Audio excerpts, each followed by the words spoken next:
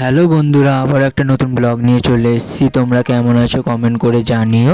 অনেকদিন পর আবার একটা ব্লগ নিয়ে এলাম, কারণ আজ আমার দিদিকে ছাড়তে যাবো। এখানে দিদি, মা, আমি রেডি হয়ে নিয়েছিলাম। দিদির ব্যাগ গোছানো কমপ্লিট ছিল। মেসো এসেও গেছিলো, মেসো আমাদের নিয়ে যাবে, তাই আমরা ব্যাগ প্যাগ নিয়ে বেরিয়ে পড়েছিলাম। এখানে শিল্পাও এসে গেছিলো, কারণ শিল্পাও যাবে আমার দিদিকে ছাড়তে।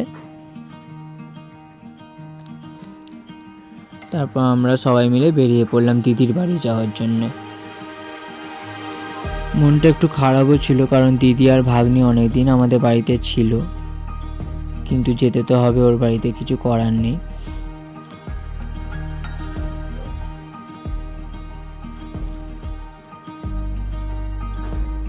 অনেকটা রাস্তা অতিক্রম করে চলে গেলাম দিদিদের বাড়ি। এখানে জামাইবু দাঁড়িয়ে ছিল, আর জামাইবুর মার মামি বরণ করে নিচ্ছিল আমার ভাগ্নিকে।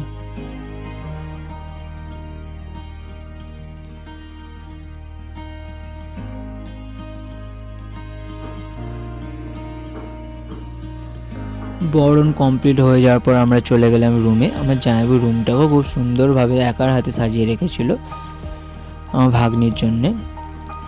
আমরা যেতে যেতে প্রায় অনেকটাই লেট হয়ে গেছিলো, প্রায় 4টে সাড়ে 4টে। তবে আমাদের দিয়ে দিয়েছিলো খেতে। আমি আর শিল্পা এখানে বসে খেয়ে নিচ্ছিলাম। তবে বসে একটু গল্প করে বাড়ি আসার জন্যে বেরিয়ে পড়েছিলাম।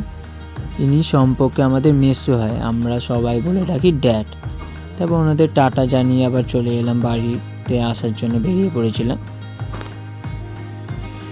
শিল্পা নেমে গেছিলো ইন্ডাসে, ওর একটু কাজ ছিল বলে, আর আমরা নেমে গেছিলাম চেকপোস্টে। ওখান থেকে হেঁটে টোটো ধরে আমরা বাড়ি চলে এলাম।